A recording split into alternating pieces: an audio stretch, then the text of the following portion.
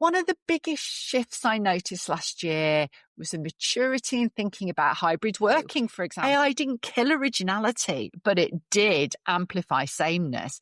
Because it was a year when many organizations suddenly found themselves caught between two forces. Your reputation decides how far you're going to be trusted. We often assume others will see it for themselves, but because the world is so busy and there is so much information, they just don't. This isn't a pep talk, it's a practical guide with a glint in its eye. Smart moves, slight chaos. Welcome to Little Moves, Big Careers. Well, hello there, everyone, and a very, very warm welcome to 2026. How was your Christmas break? I love Christmas because it's the only time most people are away from work together, so you feel like you can really switch off for a few days. I really hope you had a joyful festive period doing things that nourished you. I very deliberately took some time off to spend with family and friends after a pretty relentless but full of interest year. And so after this bit of a breather, I've been reflecting, as we do, on 2025. Last year, things continued to shift before our very eyes. For me, it was a year that absolutely epitomised little moves and made me even more excited to continue to share real stories and ideas here on this podcast and through our workshops and books. So today, I want to do two things. I want to reflect on what we've learned from 2025, and then I want to go on to talk about how we move into 2026 in a way that feels steadier, lighter, hopefully, and more intentional to help us all get off to a really strong start. So I'm going to offer you 5 reflections and 5 resets to help you forge ahead with new vigor and interest. Should we get right onto it? Let's start with lesson 1. One of the biggest shifts I noticed last year was a maturity in thinking about hybrid working, for example, exploring how we tackle isolation, and coupled that with, there was a really keen drive to improve collaboration as well. It felt like it became a keen focus for both organizations and individuals alike. Because you know what? There's a bit of a dilemma, isn't there? A lot of people actually like the flexibility that hybrid working gives them because, of course, it's brought some real benefits. It gives us better focus, fewer interruptions, and we can receive parcels, be around family, get appointments done without feeling like you're skiving. But let's be honest, organisations like it too. They're experiencing cost efficiencies, less wasted time, more focus on outputs rather than hours spent being present.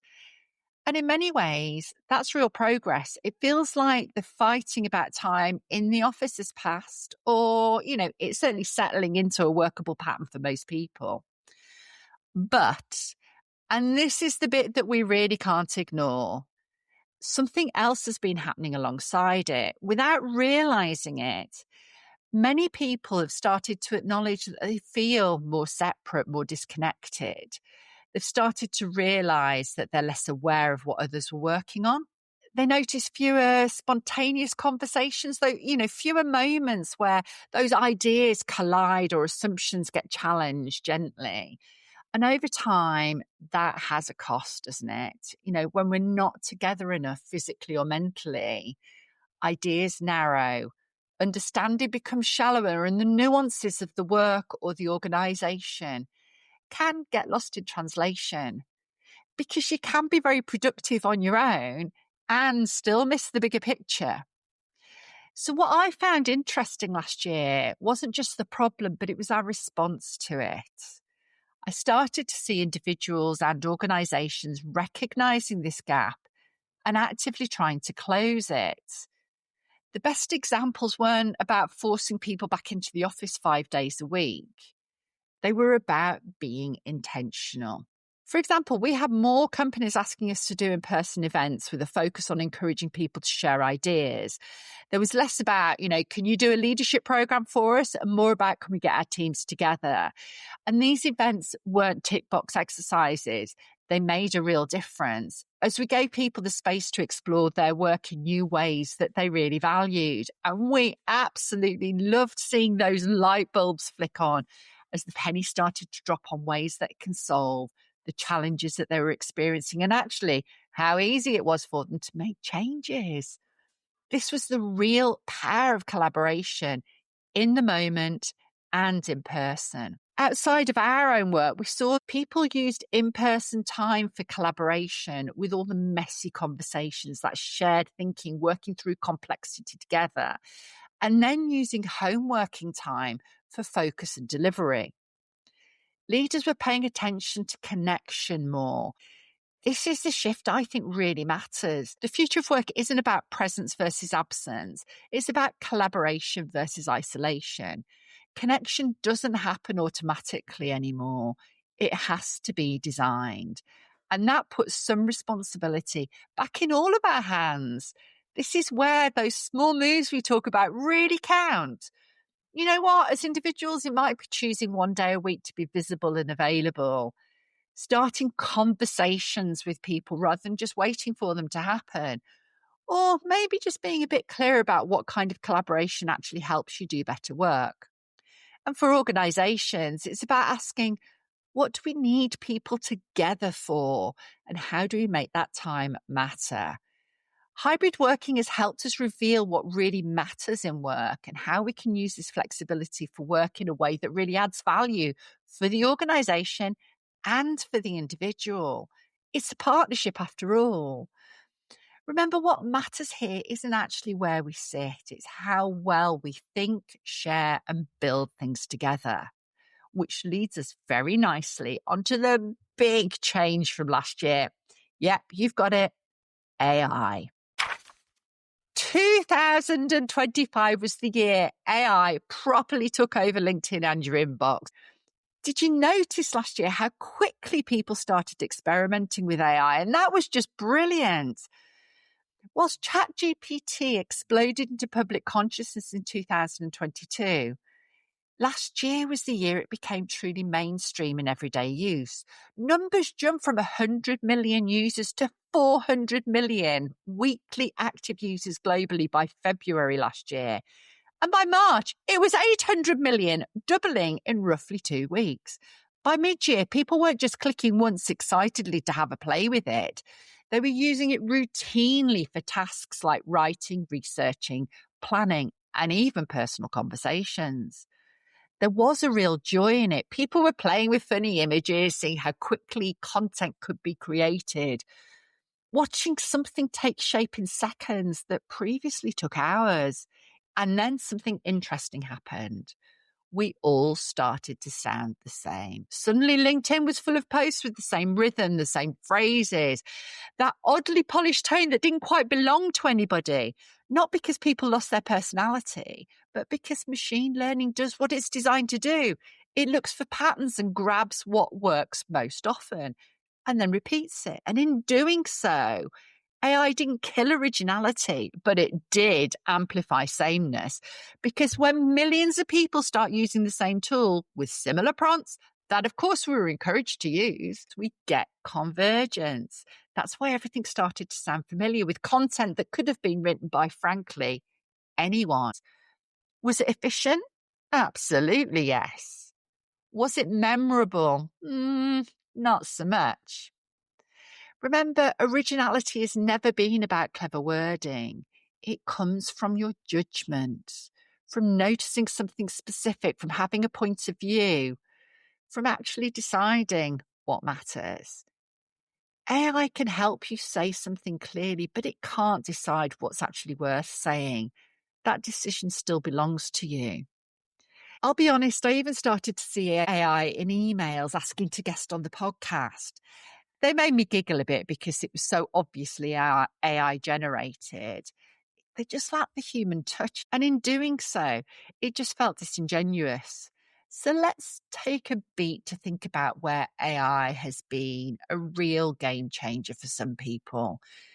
Those people used it to clarify their thinking, to structure their messy ideas, and of course, speed up the boring bits, while keeping their opinions, quirks, and imperfections intact. And this matters so very much, especially if you do believe that connection and collaboration are the skills we need more of, because collaboration relies on trust. And trust, well, that relies on feeling like there's a real person on the other side. You know, those people with flaws, opinions, and slight awkwardness in certain situations, that all matters. It's these quirks that make us human.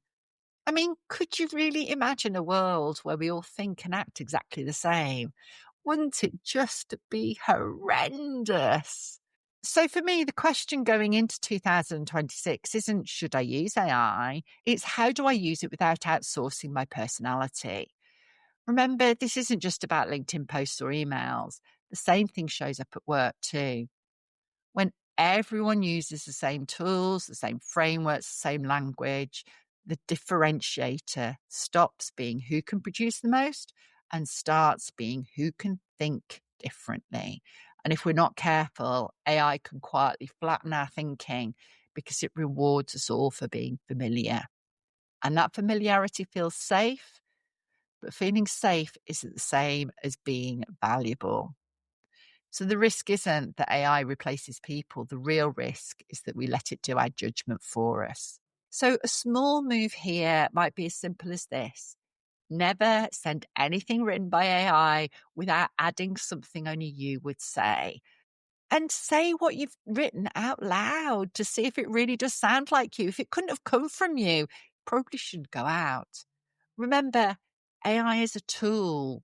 It's not your voice. It's not your personality. And it's definitely not a shortcut to trust. In a world of machine-generated perfection, being recognizably human is actually your competitive advantage. Please don't lose it. So moving on to lesson 3, budgets tightened and certainty vanished. In an all too familiar observation, it was that budgets got squeezed, projects got paused, and really good people were made redundant, leading to reprioritization and organizations changing their shape. Last year reminded us that doing a good job and being safe are not the same thing. It was a year when many organizations suddenly found themselves caught between two forces. On one hand, the cost of living and inflation was still a concern in many places. Interest rates were elevated coming into 2025, and central banks began lowering them through the year as economic pressures mounted. That meant that people held back on big purchases. There was slower investment decisions and more cautious behaviour overall. On the other hand, organisations still had obligations. Boards and senior leadership teams are accountable. They answer to shareholders. They have to think about sustainability, profitability, and forecasts that look beyond the next quarter. If the market signals caution, if customers start scaling back, leaders have to act. And from the outside, for those of us working in teams, it created uncertainty and insecurity. People got redeployed, roles were dissolved, and sometimes even great performers found themselves out of work.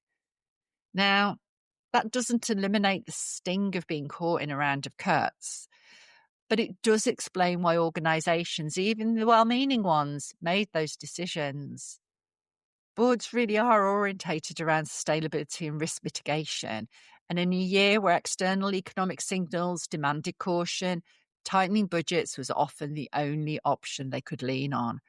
And what this means for us as individuals is that you can be really good at your job and still be vulnerable to structural shifts that have nothing to do with your capability. And that's a really hard lesson because most of us conflate performance with security. We think that if we're good, we're safe, but the world doesn't run on good intentions. It runs on economic reality.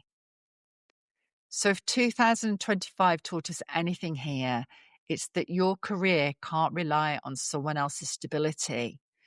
So the little move needs to restore your agency without feeding you fear by building a buffer, something that gives you options should circumstances change.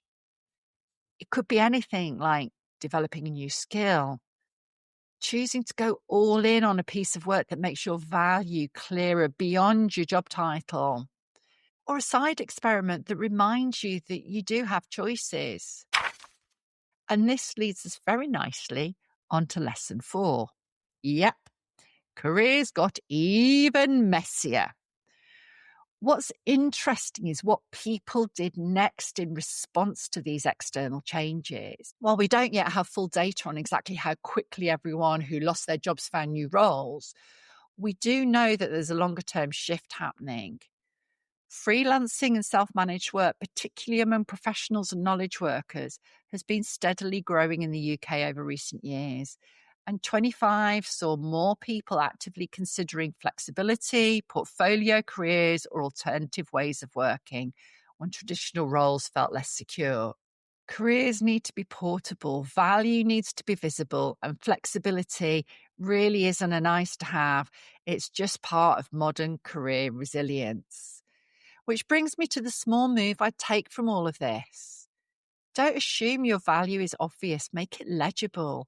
Be the person who can explain their value, not just their to-do list. And so on to our final reflection. Reflection 5. The final thing that really shaped last year, and it's impossible to ignore, is that the world just felt heavy. There was ongoing global conflict. War didn't move on. It stayed in the background of our daily lives. Alongside that, there was political instability in a lot of places, rising polarization, and a notable shift in tone, where extreme views were being expressed more openly and, frankly, with less consequence. Add to that the cost of living pressures people were still dealing with, worries about security, both personal and professional, and a sense that the world wasn't quite settling. There were just so many things going on all at once that we had absolutely no control over. And what's different now is proximity to all of this information. We don't hear about these things once a day in the news. We carry them around with us. They're in our phones, in our feeds constantly. So even when nothing directly happens to you that day, your nervous system was still taking it all in. And that creates an emotional load and emotional heaviness. People weren't anxious necessarily all the time, but they did feel drained. And that showed up at work too, where decision making felt harder. You could actively see motivation dipping and people had less energy to perform. There was also something else going on. It was a bit of a kind of moral fatigue where you're repeatedly exposed to injustice or behavior that just doesn't align with your values. And you feel limited in what you can do. It takes a toll. It creates a sadness, a frustration, and sometimes even a sense of grief. And the mistake that's often made is that we treat work as if it exists in a vacuum, as if people can just leave the world at their door and operate at full capacity, regardless of what's happening around them. But people just don't work like that. So what 2025 reminded us is that resilience isn't about pushing harder. It's about choosing where to focus and being kinder to ourselves and others about what's realistic. So if the world felt heavy last year, the answer isn't to toughen up. It is to work more intentionally, with boundaries, with clarity, so we don't carry more than we actually need to. And a small move here is to stop treating energy as if it was infinite. Ask yourself regularly, what actually deserves my emotional effort right now and what doesn't? So as we move our attention to the practical, let's work out what we can do to help us hit the ground positively for 2026. Let's start with a question I heard and loved in an episode of A Diary of a CEO from Stephen's interview with Chris Williamson. Chris asked, if your life were a movie, what do you think the audience would be screaming at you to do right now? The new year is often a time you're encouraged to set goals. Yet, in uncertain times, goals can actually make you more brittle because they assume we have a stable environment that we have complete control over. And what 2025 showed us is that certainty is not the backdrop we have moving into 2026. So what we need now aren't bigger goals, it's actually just better habits. Habits that steady us.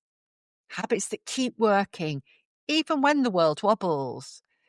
This is the point where a word keeps showing up. It's become one of those buzzwords around. I've even used it a couple of times already. Intentionality. And I want to pause on it for a second, because I think a lot of people, when they hear be more intentional, what they actually hear is do more, try harder. Oh, and if you could just add another thing to the list, maybe shove a broom, That's not what I mean here. Intentionality isn't about creating even more intensity. It's actually about your direction. Because when the world feels unstable, budgets tightening, roles shifting, noise increasing, the problem is that your energy gets scattered. So intentionality in this context is simply choosing a few habits that will still work for you when everything else feels uncertain. That's why this moment isn't about setting bigger goals for 2026. It's about building foundational habits that stabilize you, even when things wobble. And when I think about careers that really do progress, even in uncertain times, they're the ones that are built on a few simple principles. Noticing what's working, backing yourself in small ways, building relationships that matter, making your value visible, and protecting your energy. Remember our core premise here. Careers don't move because of one big leap. They change because of small moves, repeated again and again and again.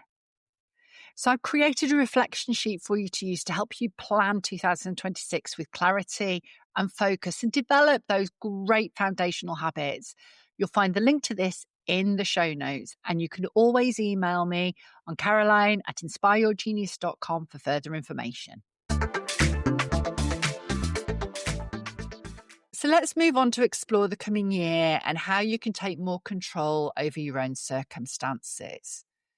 Firstly, there will be even less hand-holding and more self-leadership expected. Structures will get flatter, promotions slower.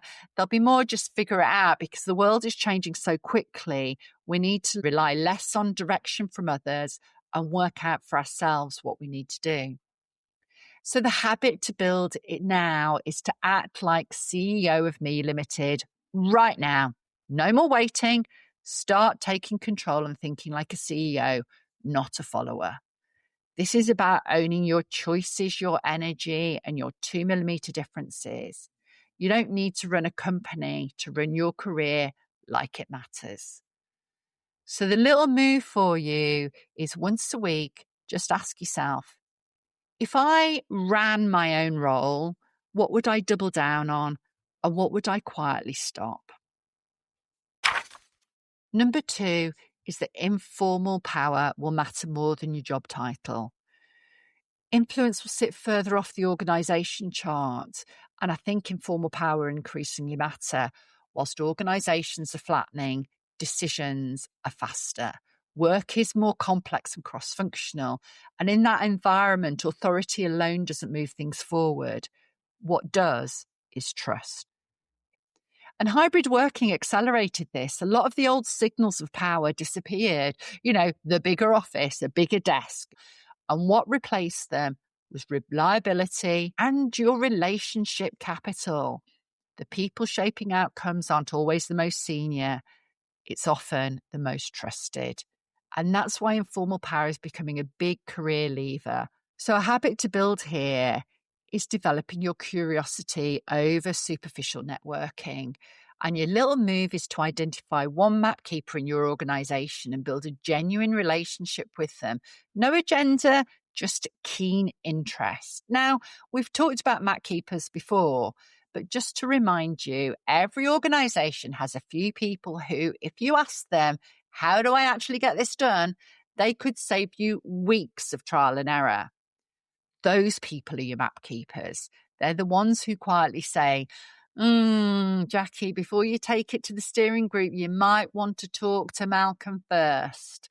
They're the people who can help you navigate the organization and where power is held. And this is increasingly important because the third thing I think 2026 will bring more of is even more noise, more content, more opinions, more meetings. Yeah, if you could, they would. More tools and more AI in the mix. And I want to be really clear about this. It's not a bad thing. AI really does bring a real opportunity. We've already talked about speed and efficiency, but even more important than that is the access to information, the ability to get from idea to output far more quickly than ever before. Used well, AI frees people up to think, decide, and create at a higher level. But that speed also has a shadow. When everything moves faster, everything arrives even louder. There are more drafts, more asks, more pings, more, can you just have a look at this, please? Without boundaries, speed will quickly turn into overwhelm. And I think a lot of people will feel this this year, because they're trying to respond to everything. In this noisy environment, the most valuable people won't be the ones who produce the most. They'll be the ones who can slow things down just enough to make sense of them. The people who really can say, this matters. Oh, this doesn't. This is the right decision. And this is the impact. And that requires boundaries that protect your attention and thinking. So the opportunity in 2026 is to become the signal, to be known as the person who brings clarity. And a small move here is to practice summarizing. In meetings, become the person who says, so let me just clarify. The decision here is X, and we think the impact is going to be Y. That's leadership. That's what you need to aim for. Moving on, lesson 4. Reputation will trump unproven potential. Something interesting is happening in hiring and progression conversations right now. On the surface, you'll hear recruiters and leaders say, we're hiring for potential. We know the future's uncertain and we need adaptable skill sets. That's absolutely true. But what's often missed is that when the future is unclear, leaders don't have the luxury of betting on a vague promise.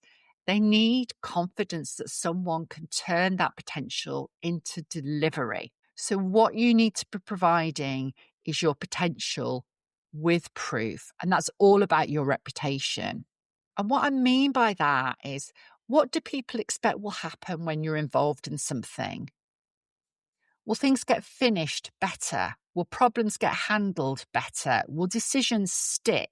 Will others feel steadier? This expectation is your reputation, and it's built quietly over time and through your follow through.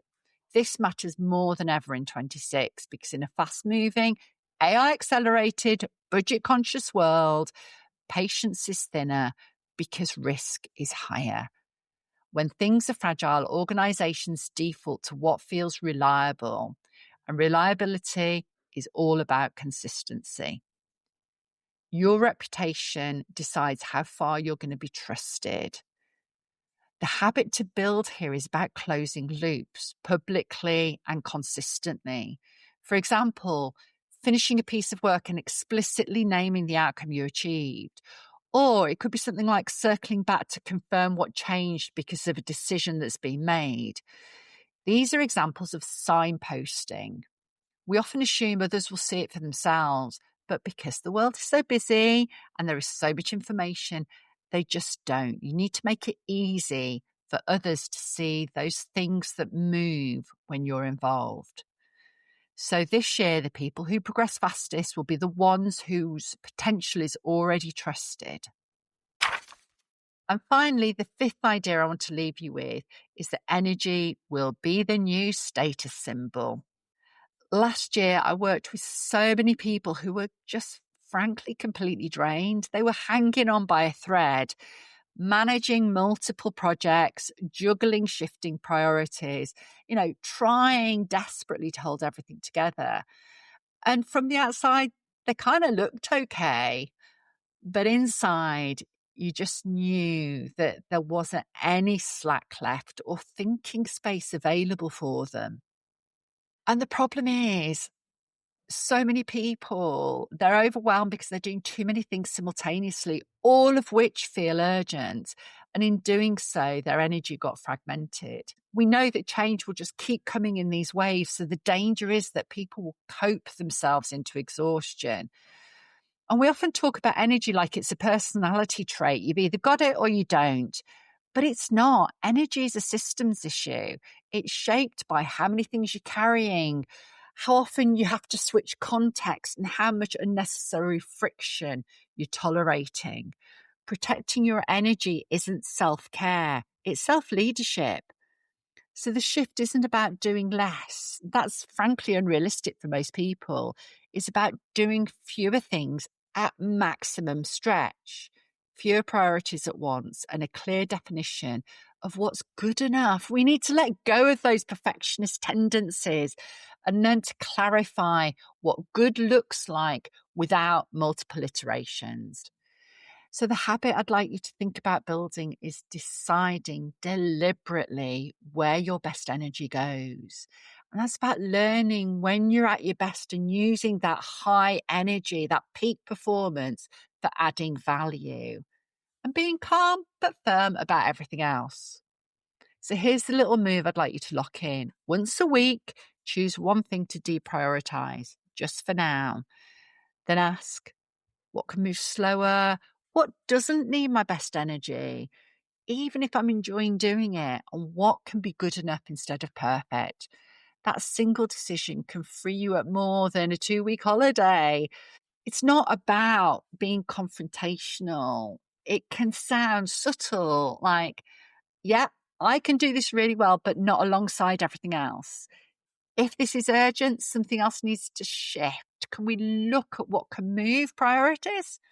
Remember, your manager has oversight on multiple projects over multiple people and often over multiple departments.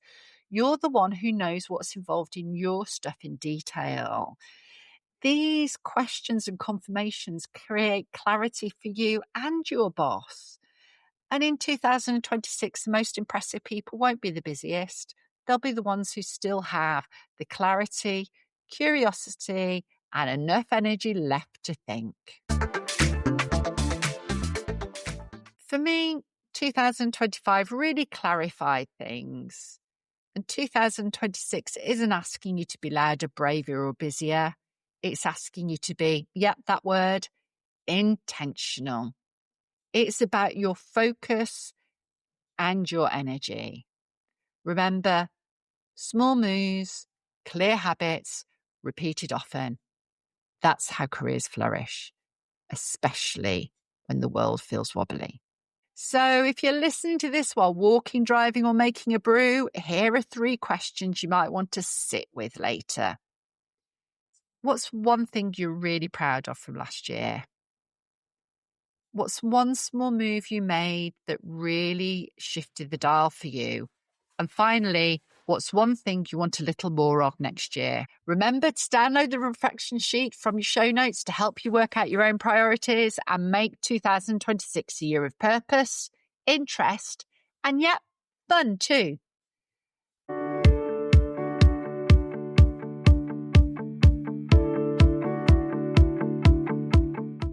That's it for today's episode. If you're loving the show, a quick rating or review makes a huge difference. It helps more bold, brilliant people find us.